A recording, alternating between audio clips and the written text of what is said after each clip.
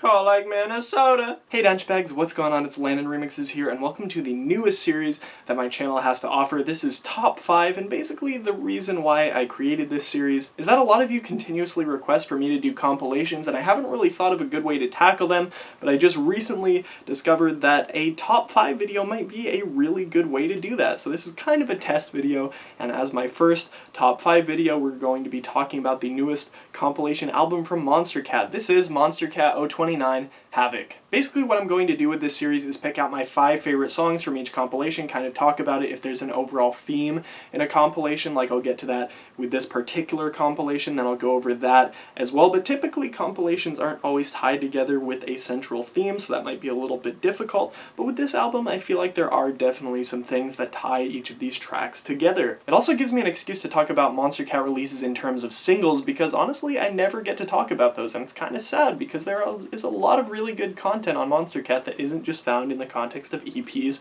or albums, and that's typically what I only talk about, so it's going to be really cool to do these every time Monstercat releases a compilation. I might even do some throwbacks as well, like my favorite Monstercat album 017 or my first Monstercat album 015. I might do one of those at some point if you guys are aching to see something like that on my channel. I feel like Havoc is a really good place to start this series, especially since there's so many brand new artists.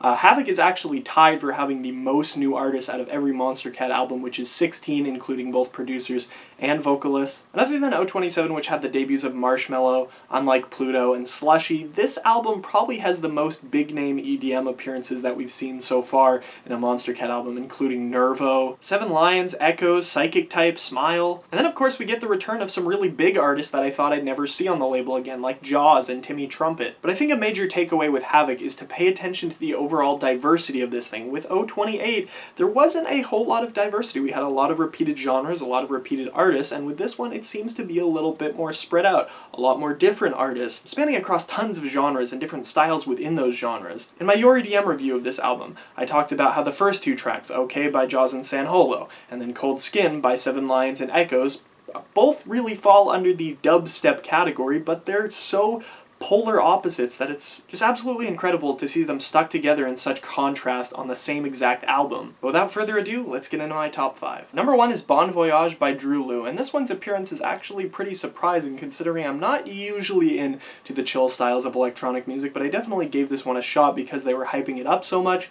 and although it seemed kind of odd to pair this chill out style with all the hype that they were building up on Monstercat's website and their SoundCloud and everything else, it was well deserved because this song is real good. Drew Lou's been making waves on Big Beat with their remixes, as well as San Holo's label Bitbird with their own originals, but honestly I think this is their best single to date. It's atmospheric all over the place, there are endless layers to peel back and sink in with this thing. It's truly a song that you need headphones on to get the full experience out of. One other thing about this song is that I just absolutely love the harmonies on this one, especially during the second drop, I guess you could call it. The song doesn't really have any drops, you could really say, but I really love the harmonies that are used in the second part of this song. Number 2 is Killing Giants by Puppet and Murtagh featuring Richard Caddick. You're going to see me talk about this one again in the near future because it's on Puppet's upcoming EP Fear is Fleeting, which should be another Monstercat release. Although I feel like a lot of Puppet's newest releases have just been VIPs of his song Enough Is Enough, which was on his Soft Spoken EP, I guess it's just good to take into account that Puppet seems to finally have found a sound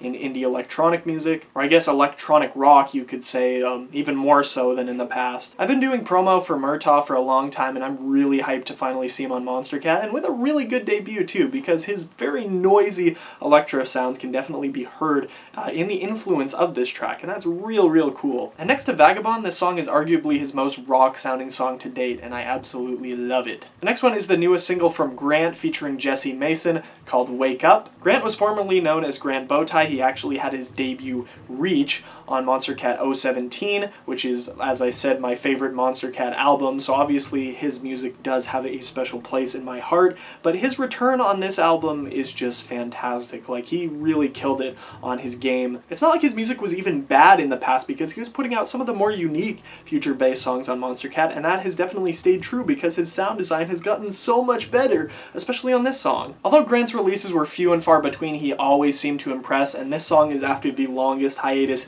he's taken yet, but it definitely pays off. off. Holy crap, I can't wait to see the future of his music after this one. So good, so trippy. It's just probably my favorite on this album. Next one is a real different one, but definitely a fun one. It's Sweat by Karma Fields, and this one is actually one of the most disliked songs right now on Monstercat's channel, which sucks because like Monstercat is obviously trying to push their music into a much more experimental direction, and this definitely shows that off, as well as most of Karma Fields' music. This one's even more experimental than a lot of the stuff on Karma's debut album, New Age Dark Age, which I reviewed back when it came out in March, I think it was. But this one follows up very interestingly because it definitely doesn't have the qualities of a single. This one isn't poppy in any way, it doesn't feature anyone huge on the lineup. It's just Karma Fields by himself, no big vocalist or anything. One of the remixers on this package, Soul G, is basically unknown, and then I guess the only other name that would have brought people to this is Bixel Boys, because they've been kind of blowing up for some reason. It's not necessarily the song alone that's going to be super impressive, but if you watch the video along with this, Raven Kwok really killed the visuals on this, probably more so than a lot of the other music videos he's done. I'll just say it's in a very different style than I've ever seen Raven Kwok do with his visuals, so it was really cool. As well as the song itself, Karma Fields definitely took a different direction with this song style. I don't know if you could put it in house, or just, I guess it's just generally experimental, kind of starting off with this African tribal music. And of course people aren't going to like this one initially. People didn't like Stick Up either, including myself. But I bet you in a year or so this one is going to be looked at as one of the classics. And the last one that I'm going to feature in my top 5 is The 90s by Aerochord. And it feels kind of weird to talk about this one because I already talked about it in my EP review.